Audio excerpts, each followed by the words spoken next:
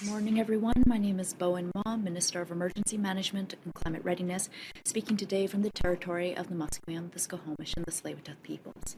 I'm joined today by my colleague, Bruce Ralston, Minister of Forests. Today, we will be sharing an update on the current wildfire situation in British Columbia, as well as a presentation on the fall forecast. And this will be the last regular wildfire update that we will provide this season. There are currently no people under evacuation alert or evacuation order, and there are no properties under an evacuation order. There are approximately 130 properties under an evacuation alert, but these are not expected to host primary residences. This year, in total, there were approximately 7,400 people placed under evacuation order and approximately 19,300 people placed under an evacuation alert. I'd like to take a moment today to start at this year's wildfires. Say that again. I'd like to talk a bit about the start of this year's wildfire season and where we are at today. Heading into the 2024 wildfire season, we were concerned, particularly with the total evacuation of Fort Nelson very early on in the year.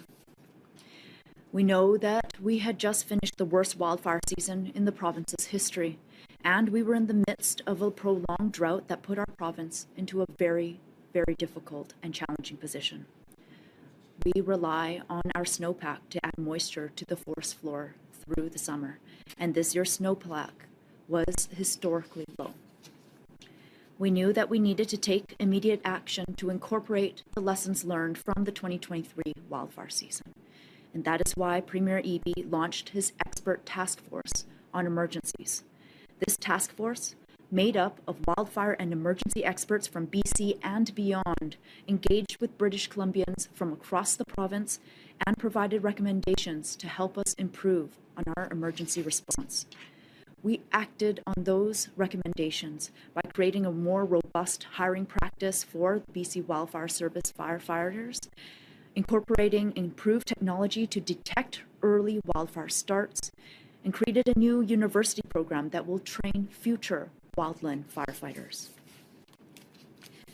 To improve support for evacuees, we streamlined training processes for emergency support services volunteers, expanded the financial assistance program for people that needed to evacuate their homes.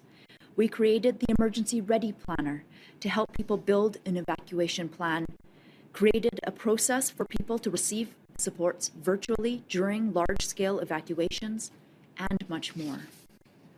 We don't know for sure what the next year will bring, or the year after, or the year after that.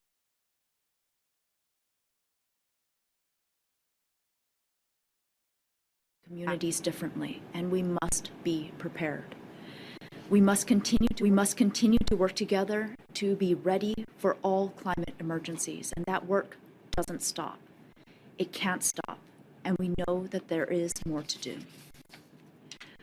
Although this year's wildfire season wasn't as devastating as last year's, we still faced significant challenges, and unfortunately, a number of people did lose their homes.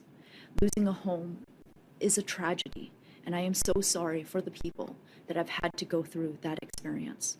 Our thoughts are with them, and we're here to work with them and their communities during these difficult times. Throughout British Columbia sprang into action to support their neighbors. I think back to May, when Fort St. John, Prince George, Dawson Creek, and Chetwynd pulled together and offered a safe haven to their neighbors from Fort Nelson. And when the village of Jasper experienced a devastating wildfire during July, British Columbians were also quick to offer help. In the middle of the night, thousands of people descended on BC, arriving in Valemont, McBride, Prince George, Barrier, and Clearwater, to name a few. People, community leaders, and businesses came together to support our neighbors, to open their doors, open their hearts and their homes, to keep grocery stores and gas stations open, and so much more. Meanwhile, the province sent BC Wildfire Service resources and personnel to help Parks Canada and the Jasper Fire Department battle the blaze. That is the spirit of emergency management, and this is the spirit of British Columbians. We are defined by our actions, and I am deeply moved by the pure generosity, empathy, and graciousness of the people in our province. Thank you so much to each and every one of you. This wildfire season, approximately 6,300 people received emergency support services. Emergency support services are there to help people meet their basic needs during an emergency, such as accommodation, food, clothing, and incidentals. Earlier this year, the province expanded supports for people who were evacuated from their homes by offering an option of receiving $200 per night instead of an accommodation referral. This was an important tool to give people the flexibility to choose where they stay during an evacuation, whether that is staying with friends or family, in a hotel in a preferred location, or using the option of camping. Being evacuated is challenging, and having your support network nearby is so important to well-being. Through the summer, about half of the people who received emergency support services requested and received the $200 per night allowance, while the other half preferred to receive a referral, to be directly referred to a hotel room by their emergency support services team. And about a third of the people that received supports during the core wildfire season did so virtually by using our new online service available at ess.gov.bc.ca. I want to thank emergency support services, responders, and communities for doing such a tremendous job this year supporting people during emergencies. Each family and individual that requires support has their own unique circumstances, and the work of ESS responders to meet the needs of each family and individual is incredible. Thank you to all of you. Responding to emergencies is a collaborative effort, and we know that the province plays a vital role in strengthening community bonds and ensuring that these relationships are well established long before an emergency takes place. That is why I'm pleased to announce that our government is providing another $18 million to First Nations and local governments to implement the Indigenous engagement requirements under the new Emergency and Disaster Management Act. This will be the second year of funding, bringing the province's total commitment to $36 million. This funding will support relationship building across jurisdictions and the incorporation of Indigenous knowledge and cultural safety across all phases of emergency management. This is important work, and I want to thank First Nations and local governments for sharing your experiences so far. Thank you. I'd now like to invite Minister Ralston.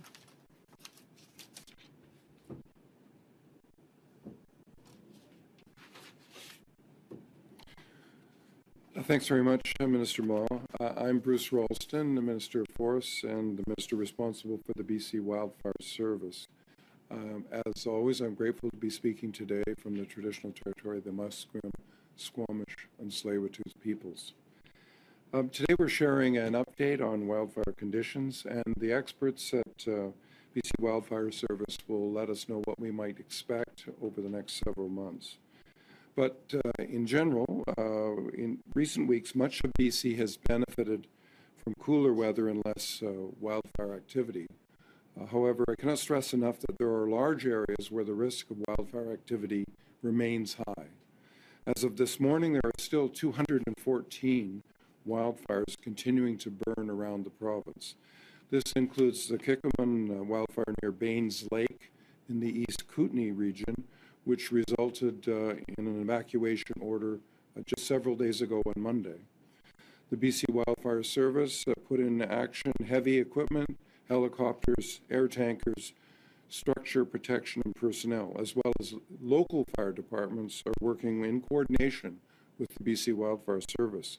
Because of this swift response, the evacuation order has now been rescinded and the fire is now listed as under control.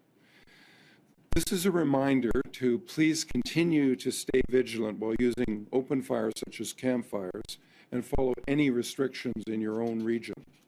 You can find more information about prohibitions, evacuations, driving conditions, and the current wildfire situation on the BC Wildfire Service website or app. Warm and dry conditions are expected to continue for British Columbia over the next several months, with the exception of the Northwest. Some rain and cooler weather in recent weeks helped the BC wildland firefighters get fires under control, but it doesn't take long for our forests to start drying out again. We're urging people to continue to follow the fire-smart tips that will protect homes and communities this fall and into next spring. Last fall, the province launched the Premier's Expert Task Force on Emergencies with the goal of providing real-time, action-oriented recommendations ahead of the 2024 season. We worked hard to implement those recommendations. We took actions that had an immediate impact on people and communities this summer. Though we experienced nearly 200,000 lightning strikes this summer and over 1,600 fire starts this year, fires were on average smaller thanks to the boosted response efforts aided by periods of cooler weather. Ahead of the core fire season, we secured more contracts for helicopters, planes, and equipment, and improvements to our recruitment strategy resulted in hundreds of wildfire service personnel being able to work year-round instead of seasonally. We also strengthened our partnerships and the work we're doing together with communities. We trained nearly 430 rural and remote community members in British Columbia last year, some of whom are actively engaged in fighting wildfire this summer. In areas like the Venables Valley near Ashcroft, the town of Argenta, and the Southside area near Burns Lake, people were getting involved and working with the BC Wildfire Service to help protect their own communities. And more First Nations communities participated in wildfire boot camps over the spring. We also incorporated the latest technology to help predict wildfire behavior so our crews were able to respond faster day or night where it mattered most. And by adding night vision technology to the BC Wildfire Service's toolkit, crews were able to continue water tanking overnight to support crews working on the ground. These technologies helped on some of the most challenging wildfires, including the Shetland Creek Fire, the Hulkar Mountain Fire, or the Slocan and the Slocan Lake Complex. We worked hard to learn from last year and applied those lessons ahead of this wildfire season, and we will continue taking all the steps we can to keep communities safe. Heading into this wildfire season, we knew we were facing another potentially challenging year. Persistent drought due to climate change and holdover fires in the north resulted in an early start to the season. I want to thank everyone who rose to the challenges and remained vigilant, prepared, and willing to do their part to help. From our BC Wildfire Service members, local fire departments, contractors, and partners here at home and across our borders, to people working around their homes and in their communities, helping protect what matters most. I'm truly grateful for your sacrifice and efforts this summer. I also, as has Minister Ma, want to acknowledge how challenging living in wildfire areas has been for so many people this year. As always, our top priority is keeping people safe. As we move into fall and next year, our work will be to make sure we are proactive with wildfire prevention and preparedness continues. Boosted prevention activities will continue alongside partners, including fuel treatment and prescribed and cultural burns. From grassroots community projects to provincial partnerships, people all over British Columbia have proved that working together is the only way forward. Thank you very much.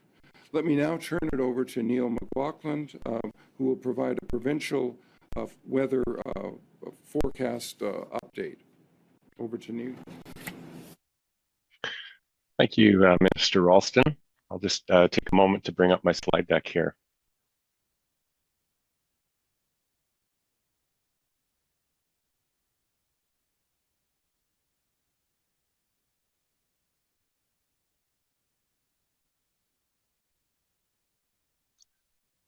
All right, we should be showing the slide deck on screen now. I'll just check in with the I think it's here. So. facilitators. Excellent. All right, well, welcome.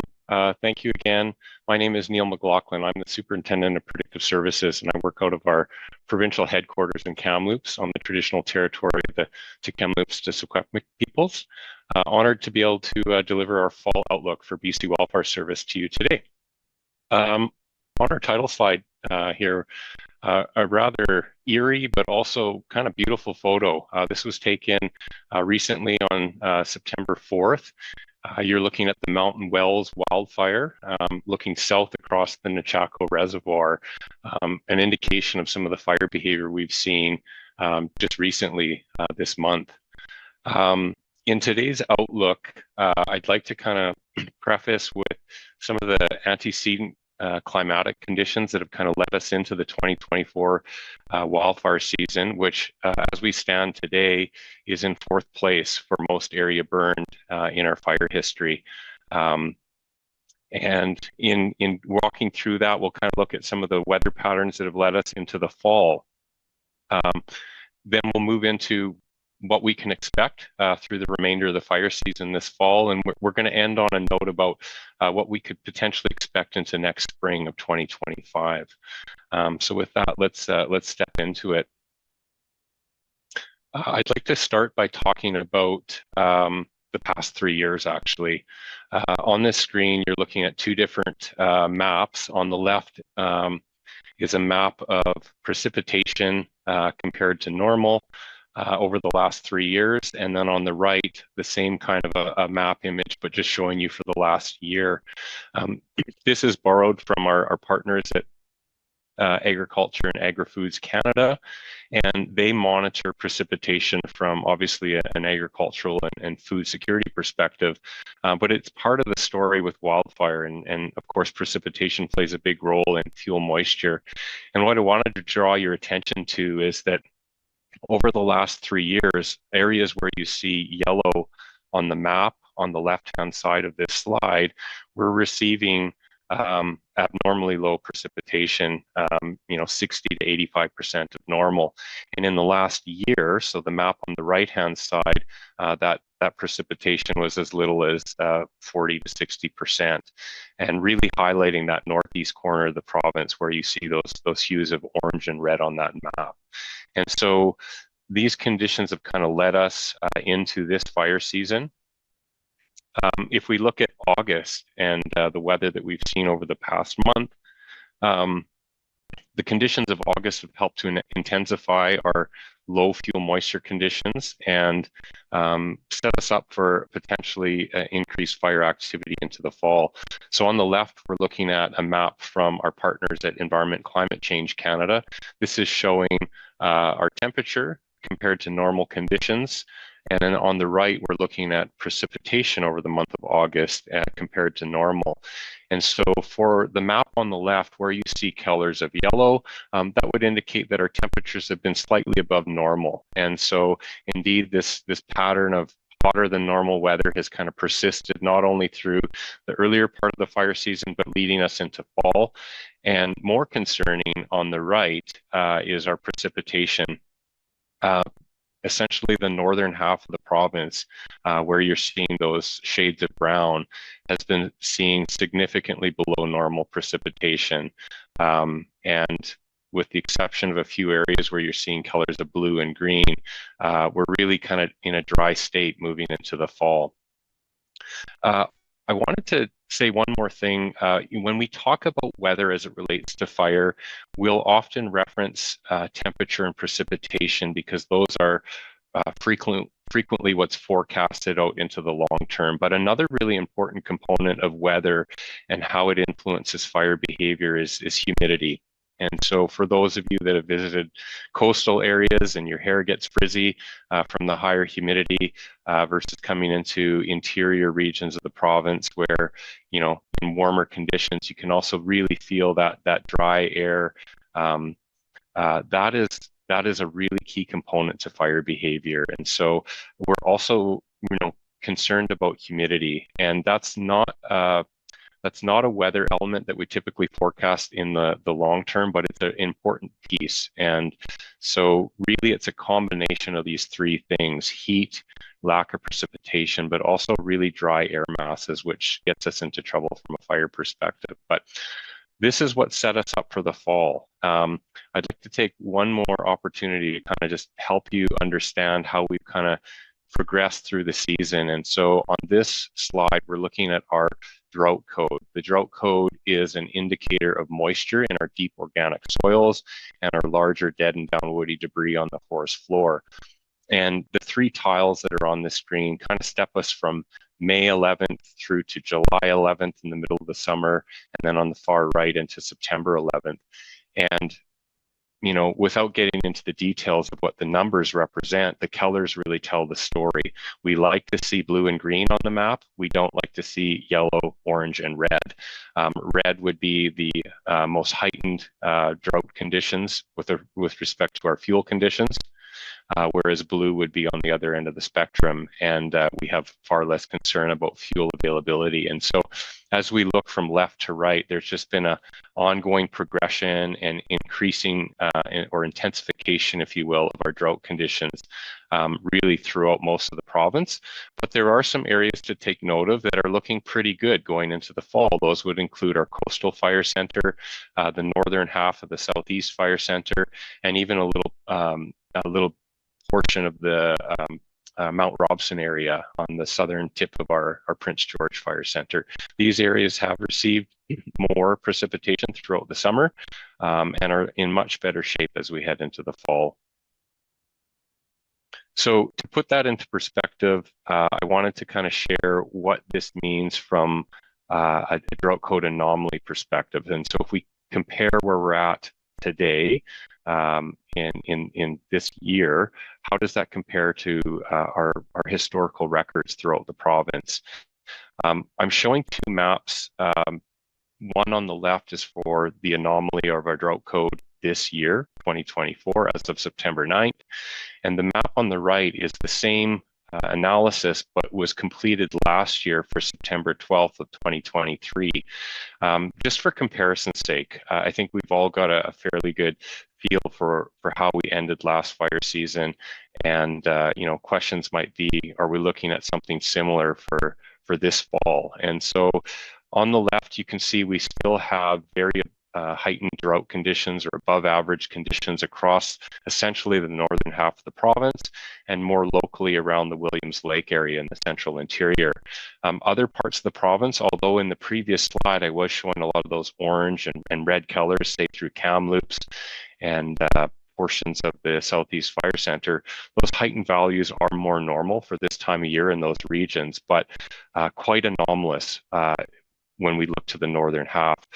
Comparing to last year, the map on the right-hand side, it's looking actually quite similar to the conditions that we set up for last fall across the northern half of the province. But again, there are some areas that are improved. Again, highlighting that coastal fire center, looking at parts of the southern interior are in better shape this year as compared to last year with respect to drought code anomaly.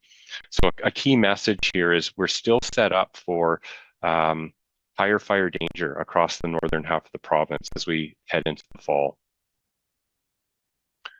One last piece about kind of what's led us through the fire season, and we often get questions about lightning. You know, with climate change, is there more lightning? A particularly interesting statistic from this past year is that we were actually only 75% of what we would typically see for lightning caused fire in 2024. So typically over the last 20 years, we would see just over 250,000 strikes, and some of those translating into fire. This year, we were under 190,000 strikes.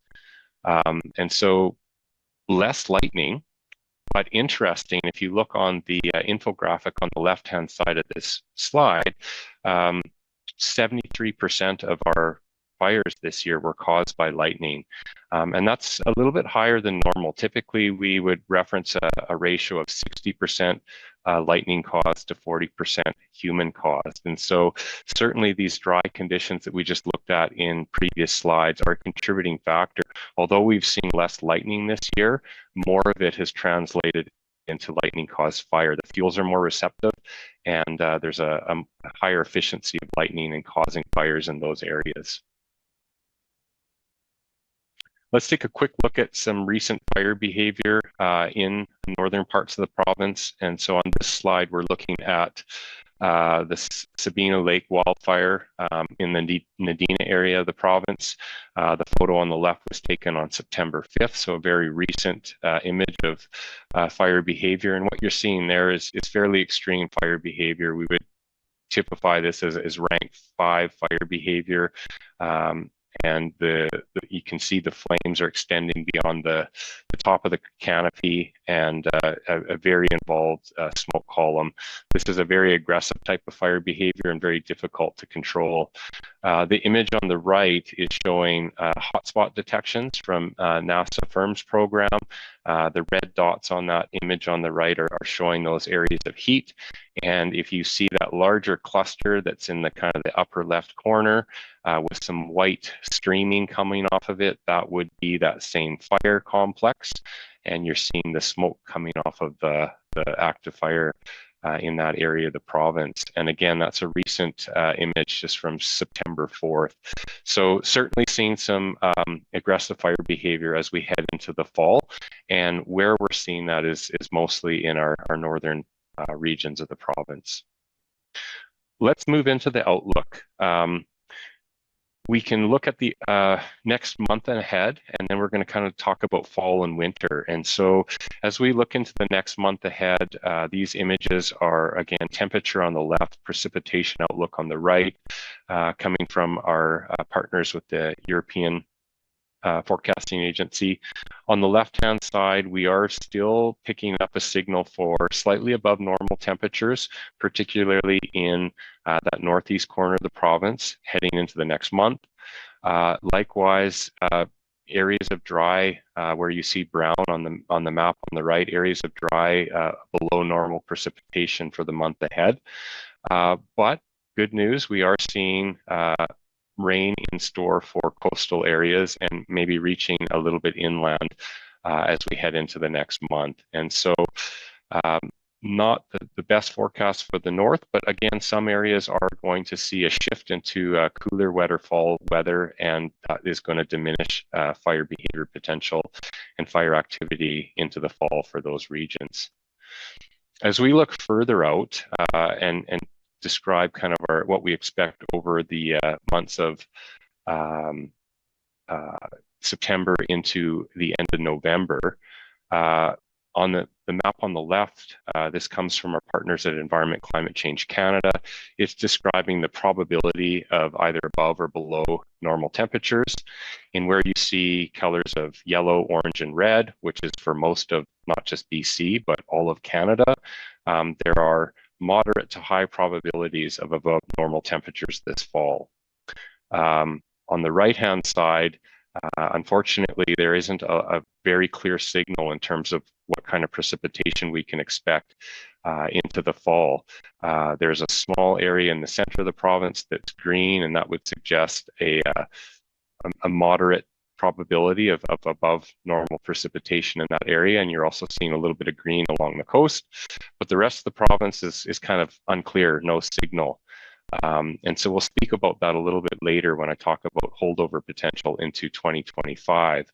But keep in mind what I said earlier. These are two weather inputs, but we're also interested in the humidity of the air mass. And we could be setting up for dry air masses in some of the weeks heading into the fall. And that could also, signal and trigger some fire activity in the weeks ahead here. In terms of our outlook for fire activity, this image on the left is a little bit complicated, but let me walk you through it. The background colors are showing percentiles from the last 20 years in terms of week-to-week fire activity, number of fires, if you will, per week. And the solid black line that's running through that image is showing what has occurred this fire season, week after week. And so really picking up on two big spikes of fire activity, one in late July and one in mid-August. The July spike exceeded any previous percentile in the last 20 years. And so quite anomalous in terms of the magnitude of that spike we had in late July. But as we look to fall, I'd like to kind of highlight a couple things. You'll notice that those color bands going from blue to red are really spread far apart during the summer months. There's a high degree of uncertainty. You could have anywhere from 100 to 500 fires in a week throughout those summer months.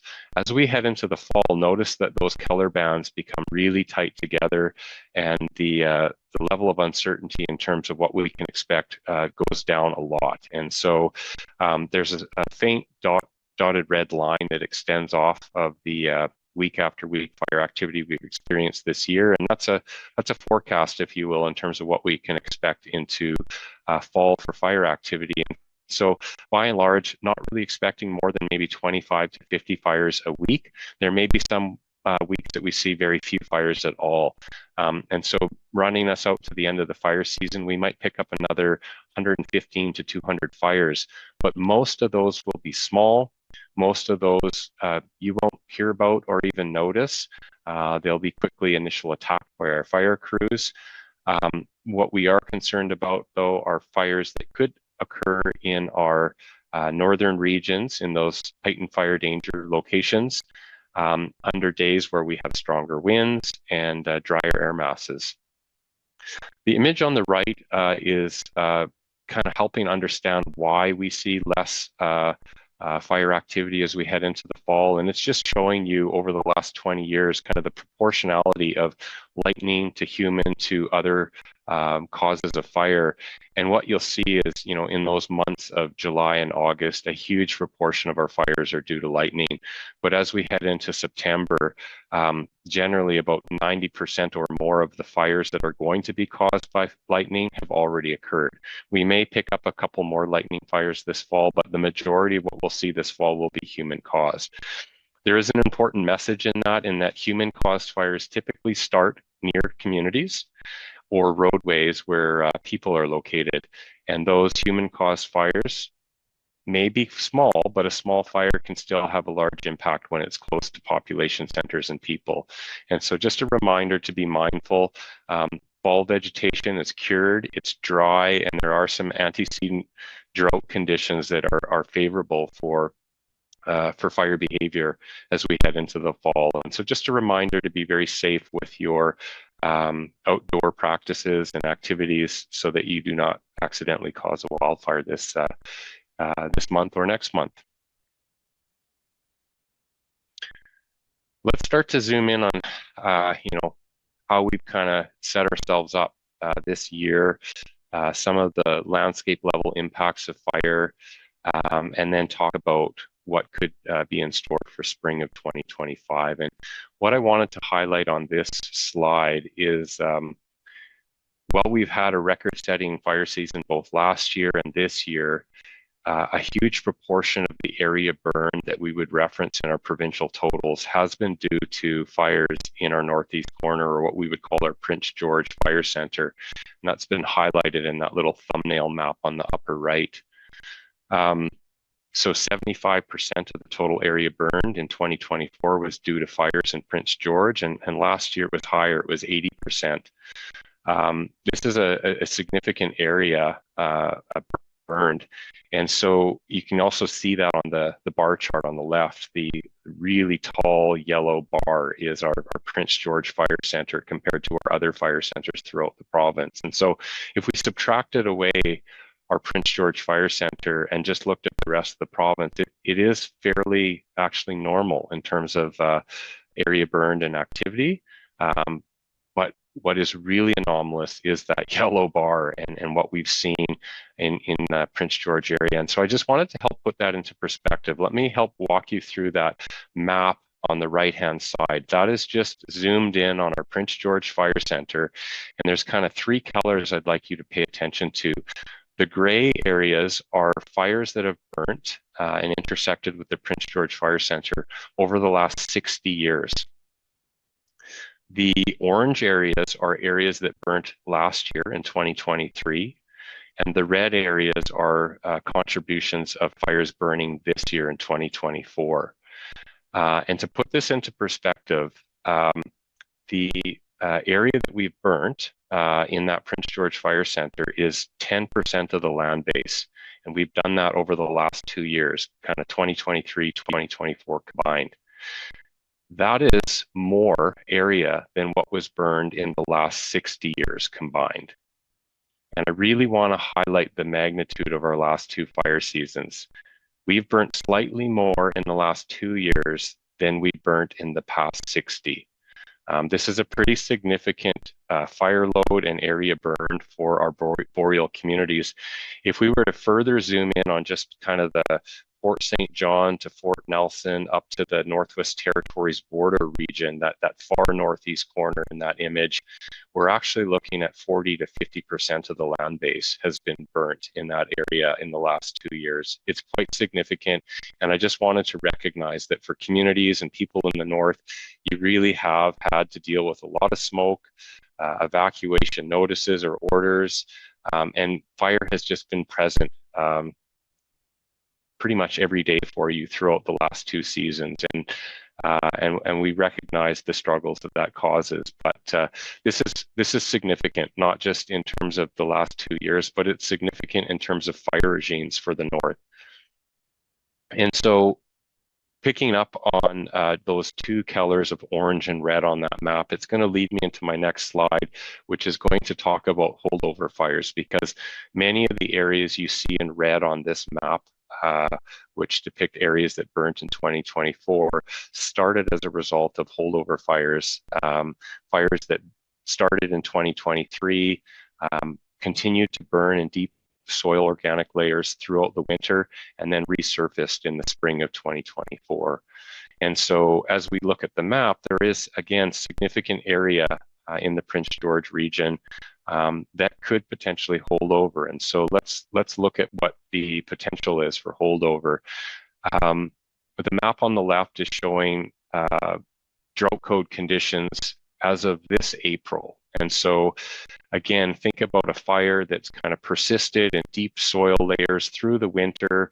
The snow has melted, and now it can resurface. And so again, we don't like colors that are yellow, orange, or red on the drought code map, and I'm really highlighting that far northeast corner circled in red on the map. That's how we set ourselves up this spring. Again, as Minister Ma mentioned earlier, low snowpack and early spring with warm temperatures and more sun on the ground earlier in the year really set us up for high drought codes and a good likelihood or good conditions for holdover fires to pick up again and continue burning, and indeed they did. And so what I've done on the right-hand side is we've looked at climate scenarios for climate stations in the northeast corner, which is really the location in the province where we have the most concern about holdovers. We're not really seeing a lot of concern for holdovers anywhere else in the province from this season. And so looking at climate stations for that northeast corner, fall isn't actually typically a really wet time of year. You know, Fort Nelson might receive between 30 to 50 millimeters of rain per month for September and October respective. For context, it's September 12th, and Fort Nelson's only received 1.7 millimeters of rain so far. Through the entire winter, those regions might expect to see 200 to 250 millimeters of rain over the entire winter, kind of September through till April next year. So not a substantive amount of rain. And like I said at the start of this presentation, we've seen for the last 3 years that the rainfall we have been getting has been anywhere from 60 to 80% of normal. And so the three colored boxes here kind of outline some different precipitation scenarios that could occur. If we get 50% of normal precipitation, which is what we had for this season, that's what set us up for the beginning of this fire season, we can expect to see a drought code of around 480, which would put us into that yellow color, and that would really translate into good potential for holdover fire into 2025. If we receive normal precipitation this winter, that would put us into the green color, kind of a moderate drought code, but still relatively high for the boreal. This wouldn't eliminate the likelihood of a holdover, but it would diminish perhaps the extent of holdover activity we could see in 2025. And the last one on the bottom is if we see abnormally high precipitation. There is a weak La Nina weather pattern setting up for the winter, but there is no clear signal that we're going to be seeing above normal precipitation in the north.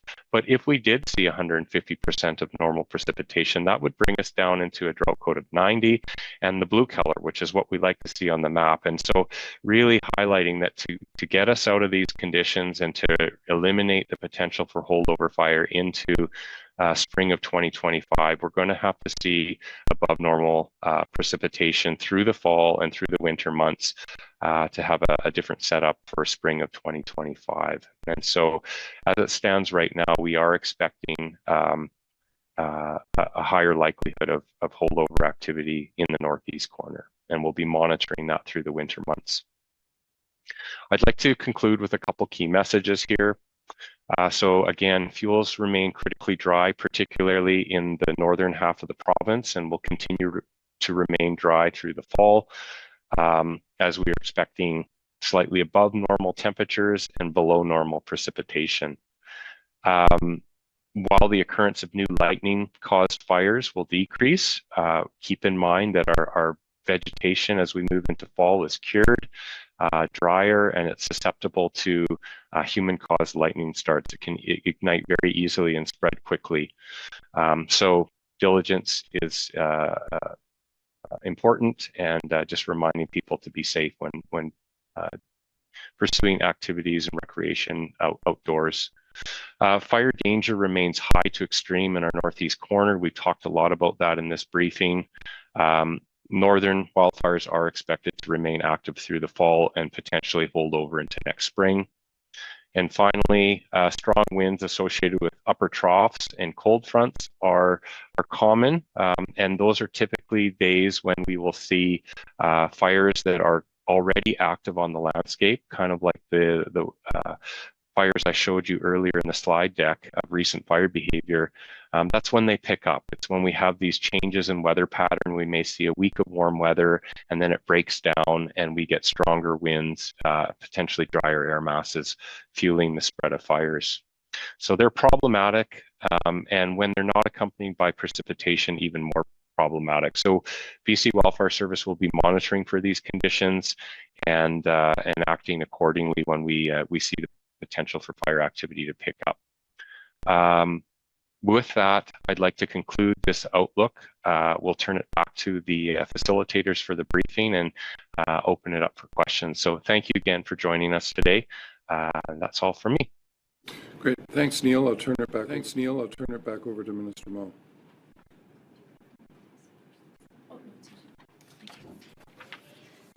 Thank you so much. We do have time now for questions. On the line, we have Ian Cunning, Senior Director of Regional Operations with the Ministry of Emergency Management and Climate Readiness, Cliff Chapman, Director of Provincial Operations with the BC Wildfire Service, Connie Chapman, Executive Director of Water Management with the Ministry of Water, Lands and Resource Stewardship, and Jeremy Oaten, Deputy Director of Emergency Management with the Ministry of Agriculture and Food.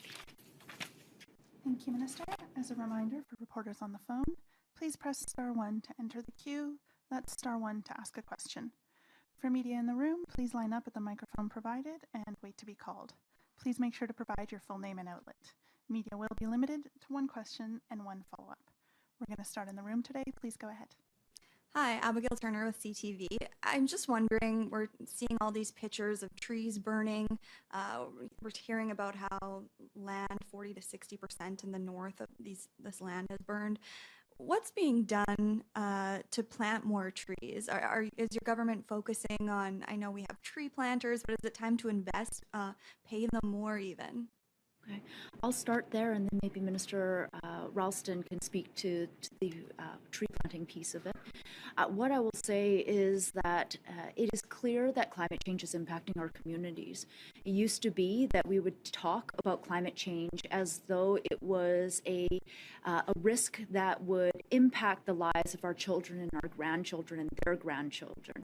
And now we know very clearly from our experience here in British Columbia that that's simply not a way that we can afford to view climate change.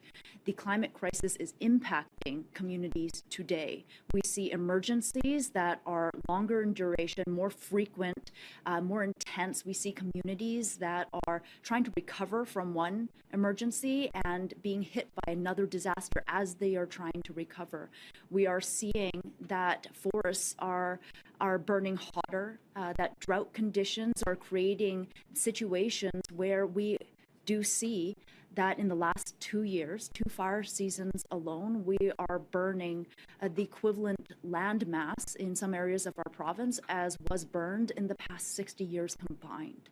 These are very real outcomes of the changing climate that we are seeing. And it is incredibly important that we, as a province, focus not simply on responding to emergencies, but also that we build up our capacity, our collective capacity, to be able to be more proactive in mitigating the impacts of those disasters before they happen and preparing for those emergencies, whatever those hazards may be, and in supporting communities in recovery as well. I'll turn it over to Minister Ralston on details. Thanks very much. Great question. The technical term for tree planting is silviculture, and there are a range of obligations. Where fire occurs on land that is owned or under contract with logging companies, they have certain obligations that are monitored by the Ministry of Forests. Where it occurs upon Crown land, there are programs to replant. The post-wildfire recovery involves an assessment of the damage and what kind of long-term potential harvesting of some of the burned timber, because there is some value in some of the residual timber, and also an assessment of what's required to make that forest ecologically productive in the long term over many years.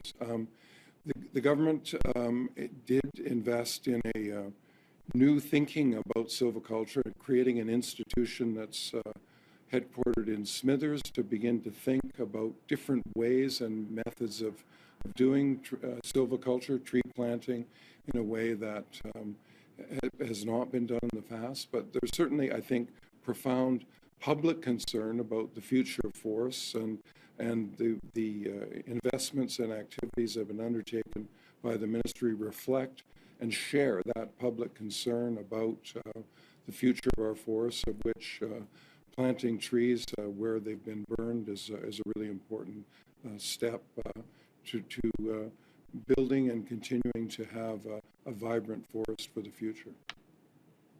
Thank you. Did you have a follow-up? I did have a follow-up. I just had a question about the smoke impacts in northern communities. We're seeing wildfires last months and months and months. Is there any concern about long-term impacts of people's health who live in these communities? Yeah, being inundated with smoke in your home community for extended periods of time, even for short periods of time, it is hazardous to the health of many people, in particular those people who are more vulnerable, young children, the elderly, people with underlying health conditions.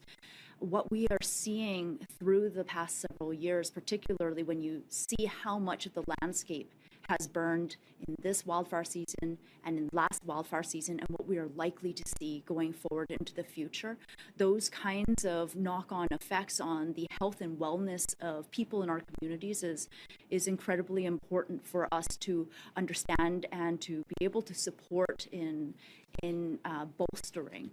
Smoke is a very challenging hazard to manage. encourage people to stay home and indoors, pardon me, not to stay home, but to stay indoors, where in buildings where there are strong HVAC systems so that they're not breathing in their smokes. But the reality is people do have to go outside. And the reality is when you have smoke covering large areas of the province, it's not like you can put a fan outside and blow it in a different direction. So these are the challenges that we as a people, as a province, and as a humanity have to grapple with, because these aren't just challenges that are hitting communities here in British Columbia. They're hitting communities right across the country, across the continent, around the world. Climate change is real, and it is impacting people in very real ways. For our next question, we're going to head to the phones. Our first question on the phones is from Brianna Charlebois, Canadian Press. Please go ahead. Great, thank you so much for taking my question. I'm actually going to switch gears a little bit, and this question is for a colleague for Minister Ralston. You've decided not to run this October, and so the question is, how do you feel about so many veteran NDP faces leaving ahead of the election, particularly when the races might be tighter than they originally were expected to be? Thank you. Perhaps you can repeat the question for Minister Ralston as he comes up to the podium. Sure. Just given the fact that you've decided not to run this October, how do you feel that so many veteran NDP faces are leaving ahead of the election, particularly when the races might be tighter than they were originally expected to be? Well, it's pretty normal when an election comes for people to assess whether or not they choose to offer their name again for election. I've been at it 20 years, and I think I felt that was a good time to pass it on to others. And I don't think the number of people who have said they're not running in our group is particularly surprising. It's a pretty normal turnover each election. I think where the real chaos and tumult is in the opposition side, where one of the opposition parties was basically dissolved on edict from its leader, and everyone is in their side is scrambling to decide who might run. So I think that that kind of question is best directed to the former leader of the opposition and to the leader of the BC Conservative Party. Brianna, did you have a follow-up? Yeah, okay, great. Thank you so much for that response. So given sort of what you've said, do you have any advice for any newcomers who are running for the first time? Thanks again. Well, public service, I think, is a profound gift, and for people to place their confidence in you to guide and to lead as best you can is a real honor. So, and I think many people from all parties certainly aspire to elected office, and I would my only advice would be to keep the public interest in mind. That's the most important thing. Don't respond to what people want and what people need, and that's, I think, what I've tried to do, and what members certainly in this more partisan moment, I might say, that members of my political party and my leader have done over the last term of government, is to keep the needs of people in mind and look forward to creating a better, more prosperous, just province for everyone. Thank you. Our next question is for Logan Flint, Vista Radio. Please go ahead. Thank you, and good.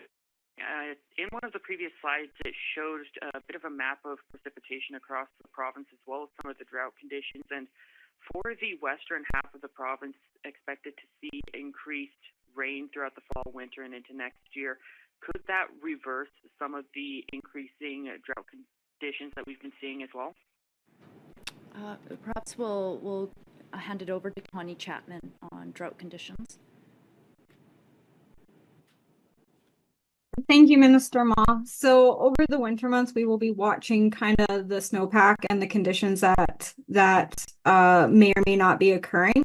really looking into next year, what we would like to see is fall rains return this fall, also having those spring rains, but also having a snowpack that is able to support a strong freshet to have water flow brought back into the system. And as Neil stated in his presentation, the precipitation deficit over the last 3 years has been significant, especially up in that northeast region.